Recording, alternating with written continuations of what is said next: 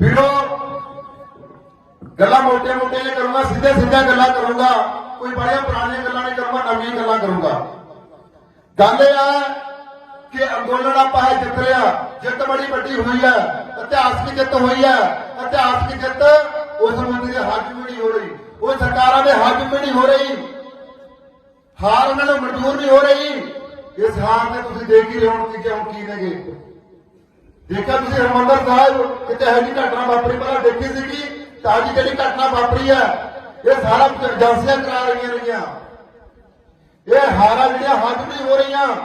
बड़े हमले होर होंगे पंजाब से, पर हमले तो बचना किवें आ? 75 साल हो गए सानू वोटां पाउंदिआं नूं। इस किसानी के लेखे मेरा दादा 60 साल ला गया। यूनियन शुरू करने में बहुत बड़ा रोल सीगा उहदा, जिहड़ी किसान यूनियन शुरू हुई है। कादियां वर्गे ते मेरे दादे वर्गे इन्होंने पंजाब के विच यूनियन बनाई सीगी, पर कोई बदलाव नहीं सानू दिख रहा। बदलाव आउट किवें? आपां नूं सोचना पैना। जिन्होंने भी वोटां पाईआं नेगियां 117 MLA सीगे पंजाब के, 17 MLA बनते हैं पंजाब के। जो वोटां पाउणे 13 MP ने, राज सभा मैंबर ने। मैं तुहानूं पुछना चाहना लोगों को, मैनूं इस गल का जवाब दिओ, जो तिन्ने काले कानून पास होए ने, किहड़े MLA ने किहड़े MP ने पहला विरोध किया? विरोध किवें किया? तुसीं आम लोगों ने, साडे किसान यूनियन ने विरोध किया। कोई निकल के आया थोड़ी राखी रही इतने असीं किसी मगर बसां भर के उहदे मगर चल जांदे, बसां भर के उहदे मगर वग जांदे, खड़ा थोड़ी राखी लई कोई। पिंडां दे घड़ाम चौधरी ने बेनती करता, इत्थे भी कदों बैठे होणगे वीरों, मैं सुनिया कि हथ बन के बेनती करता भी जिन्हां दे मगर लगे फिरदे आ की तुहाडे लई उहनां ने तुहाडे पैरा दित्ता उहनां ने?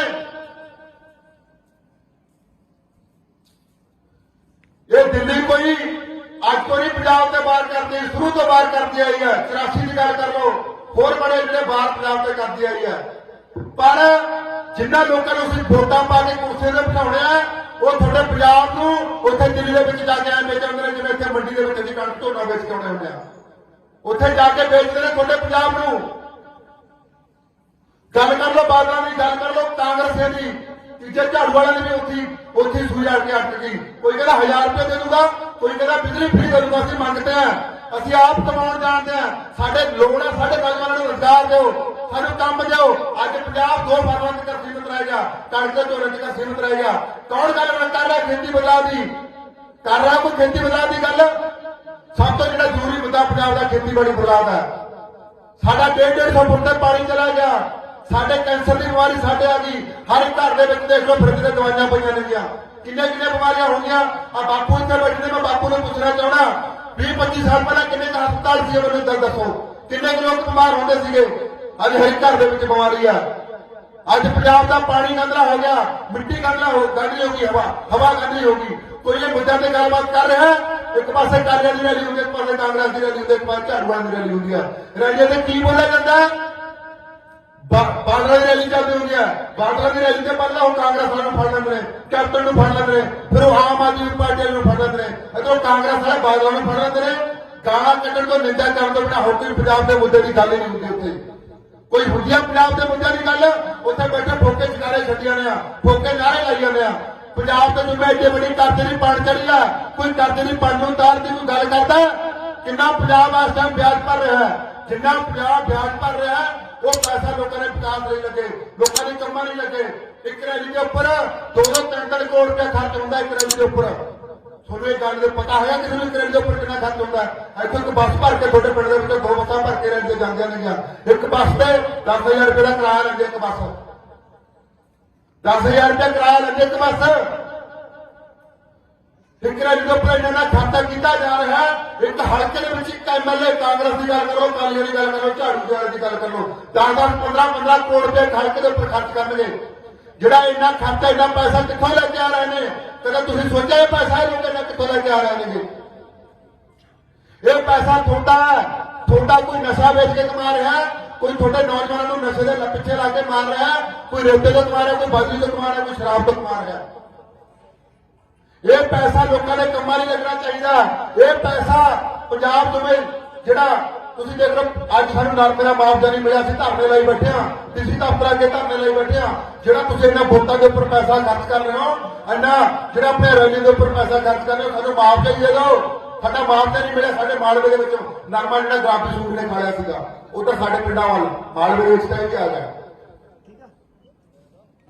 ਉਹ ਸਾਨੂੰ ਮੁਆਵਜ਼ੇ ਜਦੋਂ ਅਸੀਂ ਮੁਆਵਜ਼ਾ ਮੰਗਣ ਲਈ ਤਾਂ ਭਿਖਾਰੀ ਬਣੇ ਬੈਠੇ ਹਾਂ। ਇੱਕ ਜਿਹੜੀ ਤੁਸੀਂ ਵੋਟ ਪਾਉਣੇ ਹੋ, ਵੋਟ ਪਾਉਣ ਬਾਰੇ ਸੋਚਿਆ? 4.5 ਸਾਲ ਜਿੱਤ ਕੇ ਵਗ ਜਾਂਦੇ ਨੇਗੇ, 6 ਮਹੀਨੇ ਆਉਂਦੇ ਨੇ ਡਰਾਮਾ ਕਰਨ, ਉਹਨੂੰ ਗਾਲਾਂ ਕੱਢੀ ਜਾਂਦਾ, ਉਹਨੂੰ ਗਾਲਾਂ ਕੱਢੀ ਜਾਂਦਾ। ਇੱਥੇ ਕੀ ਹੁੰਦਾ, ਅਸੀਂ ਸਵਾਦ ਲਈ ਜਾਂਦੇ ਬੈਠੇ ਚੈਨਲਾਂ ਤੇ। ਬੜਾ ਯਾਰ ਸੁਖਬੀਰ ਬਾਦਲ ਨੇ ਉਹਨੂੰ ਬੋਲਿਆ, ਕੈਪਟਨ ਨੂੰ ਉਹਨੇ ਬੋਲਿਆ, ਅੱਜ ਚੱਕ ਕੇ ਮਜੀਠੇ ਤੇ ਪਰਚਾ ਕੱਟਤਾ, FRI ਚੱਕ ਕਰਤੀ, ਅਸੀਂ ਉਹਦਾ ਸਵਾਦ ਲਈ ਜਾਂਦੇ। ਪਰ ਤੁਸੀਂ ਕਦੇ ਆਪ ਦੇਖਿਆ ਵੀ ਸਾਡਾ ਅਸੀਂ ਕਿੱਥੇ ਖੜੇ ਹਾਂ? ਕੱਲੇ ਕੱਲੇ ਬੰਦੇ ਨੂੰ ਆਪਣਾ ਪਹਿਰਾ ਦੇਣਾ ਪੈਣਾ। ਕੱਲੇ ਆਗੂਆਂ ਵੱਲ ਨਾ ਝਾਕੋ, ਆਗੂ ਦਾ ਵਿਚਾਰਾ ਤਾਂ ਬੜੀ ਅੱਡੀ ਬੜੀ ਲੜਾਈ ਲੜ ਕੇ ਆ ਗਏ, ਤੁਹਾਡੇ ਲਈ ਅੰਦੋਲਨ ਜਿੱਤ ਕੇ ਆ ਗਏ, ਪਰ ਤੁਹਾਨੂੰ ਵੀ ਪਹਿਰਾ ਦੇਣਾ ਪੈਣਾ। ਤੁਸੀਂ ਕਿਤੇ ਗੱਲਾਂ ਕਿਤੇ ਇਹਨਾਂ ਦੇ ਪਹਿਰਾ ਦਿੱਤਾ, ਪੰਥ ਨੂੰ ਵੋਟਾਂ ਪਾਉਣਾ, ਪਾਓ ਪੰਥ ਨੂੰ ਵੋਟਾਂ। ਜਿਹੜੀ ਅੱਜ ਬੀਐਮਪੀ ਦੀ ਗੱਲ ਕਰ ਰਹੇ ਆ, ਬਾਦਲ ਬੈਠੋ ਤੇ ਭਾਸ਼ਣ ਲਈ ਜਾਂਦੇ ਚੈਨਲਾਂ ਤੇ, ਬੀਐਮਪੀ ਕਿੱਥੋਂ ਸ਼ੁਰੂ ਹੋਈ ਹੈ? ਤੂੰ ਸਭ ਤੋਂ ਪਹਿਲਾਂ ਧੰਨ ਸ੍ਰੀ ਗੁਰੂ ਗ੍ਰੰਥ ਸਾਹਿਬ ਦੀ ਬੀਐਮਪੀ ਕਰਾਈ ਆ। ਅੱਜ ਹਰ ਇੱਕ ਦਾ ਜਣੇ ਖਣੇ ਦਾ ਮੂੰਹ ਪੈ ਗਿਆ, ਗੁਰੂ ਘਰਾਂ ਦੇ ਵਿੱਚ ਕੀ ਹੋਈ ਜਾਂਦਾ? ਕਦੇ ਸੋਚਿਆ ਪੰਥਕ ਪਾਰਟੀਆਂ ਪਿੱਛੇ ਜਿਹੜਾ ਵੀ ਬੰਦਾ ਦਿਲ ਦੇ ਚੱਲਿਆ ਆਉਂਦਾ, ਉਹ ਕਦੇ ਪੰਜਾਬ ਦਾ ਭਲਾ ਨਹੀਂ ਕਰ ਸਕਦਾ। ਇਹ ਗੱਲ ਲਿਖ ਲਓ, ਨੋਟ ਕਰ ਲਓ ਮੇਰੀ ਅੱਜ ਗੱਲ ਇਹ। ਦਿੱਲੀ ਕਦੇ ਪੰਜਾਬ ਦਾ ਭਲਾ ਨਹੀਂ ਕਰ ਸਕਦੀ।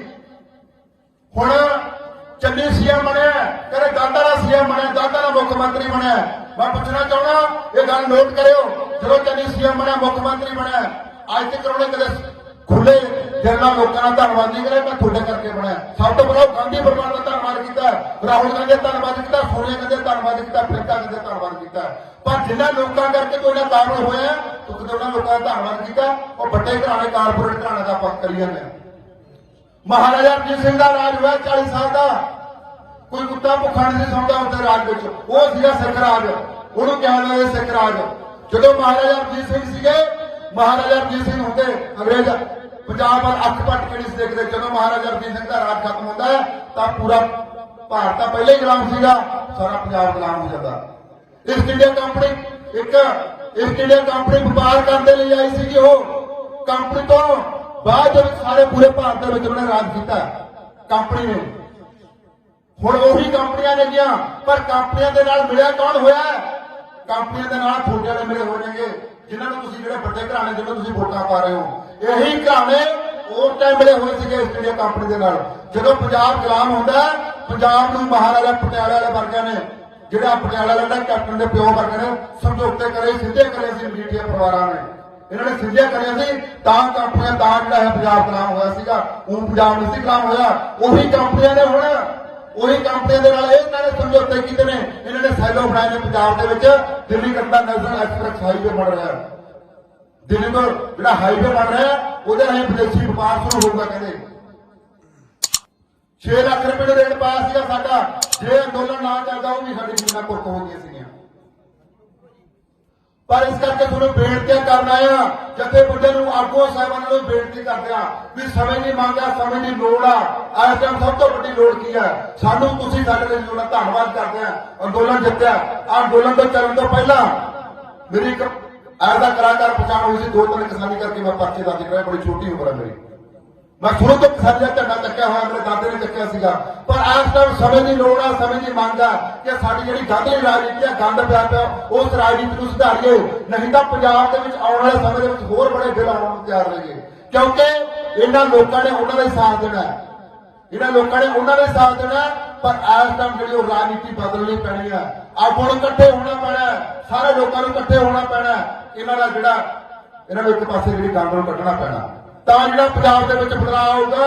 ਨਹੀਂ ਤਾਂ ਪਿਛਲੇ ਸਾਲਾਂ ਜਿਹੜੇ ਡੰਡੇ ਖਾਂਦੇ ਆਇਆ, ਪੜ੍ਹੇ ਲਿਖੇ ਨੌਜਵਾਨ, PhD ਕਰੇ ਹੋਏ ਨੌਜਵਾਨ, ਅਨਪੜ੍ਹ MLA ਤੋਂ ਚੰਡੀਗੜ੍ਹ ਦੇ ਵਿੱਚ ਛਿੱਤਰ ਖਾਈ ਜਾਂਦੇ ਨੇ। ਅਨਪੜ੍ਹਾਂ ਤੋਂ ਛਿੱਤਰ ਖਾਈ ਜਾਂਦੇ ਨੇ ਪੜ੍ਹੇ ਲਿਖੇ ਨੌਜਵਾਨ। ਕੋਈ ਨੌਜਵਾਨ ਪੰਜਾਬ ਦੇ ਵਿੱਚ ਰਹਿਣ ਨੂੰ ਤਿਆਰ ਨਹੀਂ। ਮਜ਼ਦੂਰਾਂ ਦੇ ਧੀ ਪੁੱਤ ਸਾਊਦੀ ਅਰਬ ਦੁਬਈ ਨੂੰ ਚੱਲ ਜਾਂਦੇ ਨੇਗੇ। ਕਿਸਾਨਾਂ ਦੇ ਧੀ ਪੁੱਤ ਕੈਨੇਡਾ ਅਮਰੀਕਾ ਨੂੰ ਕਿੱਲਾ ਵੇਚ ਕੇ ਚੱਲ ਜਾਂਦੇ ਨੇ ਜਹਾਜ਼। ਅੱਜ ਪੰਜਾਬ ਸਾਰਾ ਖਾਲੀ ਹੋ ਗਿਆ। ਪੰਜਾਬ ਦੇ ਵਿੱਚ ਨਸ਼ੇ ਆ ਗਏ। ਕੀ ਆ ਪੰਜਾਬ ਕੋਲ? ਕੋਈ ਨੌਜਵਾਨ ਪੰਜਾਬ ਦੇ ਵਿੱਚ ਰਹਿਣ ਨੂੰ ਤਿਆਰ ਨਹੀਂ। ਕੋਈ ਹੈ ਮੁੱਦਾ ਹੈ ਕਿ ਪੰਜਾਬ ਦੇ ਨੌਜਵਾਨਾਂ ਨੂੰ ਇੱਥੇ ਰੁਜ਼ਗਾਰ ਦੇਵਾਂਗੇ? ਹੈ ਕੋਈ ਮੁੱਦਾ ਇਹਨਾਂ ਕੋਲ 10 ਲੱਖ ਰੁਪਏ ਦਾ ਲੋਨ ਦੇਵਾਂਗੇ। ਬਾਦਲ ਕਹਿੰਦੇ ਨੌਜਵਾਨਾਂ ਨੂੰ ਬਾਹਰ ਪੜ੍ਹਨ ਲਈ ਭੇਜਾਂਗੇ। ਨੌਜਵਾਨਾਂ ਨੂੰ ਬਾਹਰ ਪੜ੍ਹਨ ਲਈ ਭੇਜਾਂਗੇ। ਪੰਜਾਬ ਦੇ ਨੌਜਵਾਨ ਤਾਂ ਜਿਹੜੇ ਛੋਟੇ ਛੋਟੇ ਉਧਰ ਬਾਹਰ ਭੱਜ ਕੇ ਤੇ ਬਾਹਰ ਲੈ ਕੇ ਇੱਥੇ ਭਰਤੀ ਕੀਤੀ ਜਾਂਦੇ ਨੇ।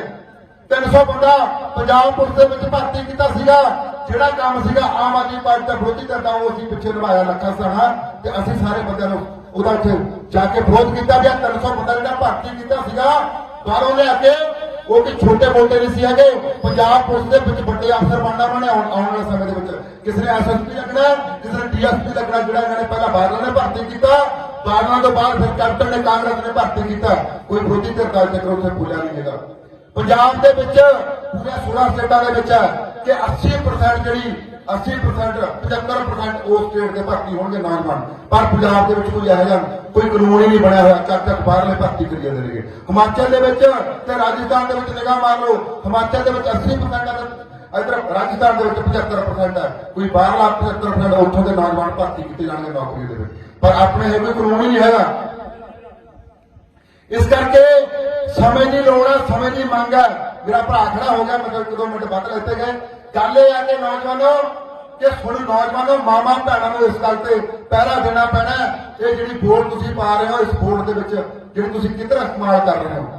ਜੇ ਉਹਨਾਂ ਦੇ ਪਿੱਛੇ ਪੈਣਾ, ਉਹਨਾਂ ਦੇ ਪਿੱਛੇ ਵੋਟਾਂ ਪਾਉਣੀਆਂ ਨੇ ਤਾਂ ਫਿਰ ਐਵੇਂ ਕੋਈ ਧਰਨੇ ਲਾਉਂਦੇ ਰਹੋ, ਰੋਣਾ ਤੇ ਮਰਦੇ ਰਹੋ ਤਾਂ ਫਿਰ ਜਿਹੜੇ ਇਹੀ ਹਾਲਾਤ ਨੇ ਕਿ ਪੰਜਾਬ ਵਿਹਲਾ ਹੁੰਦਾ ਰਹੂਗਾ। ਪੰਜਾਬ ਇੱਕ ਦਿਨ ਇੱਥੇ ਯੂਪੀ ਬਿਹਾਰ ਦੇ ਭਈਏ ਆ ਜਾਣਗੇ। ਫਿਰ ਪੰਜਾਬ ਦੇ ਵਿੱਚ ਕੋਈ ਤੁਹਾਨੂੰ ਇੱਥੇ ਪੱਕਾ ਵੀ ਹੋ ਸਕਦਾ ਵੀ ਆਉਣ ਵਾਲੇ ਸਮੇਂ ਦੇ ਵਿੱਚ ਨਾ ਦੇਖਣ।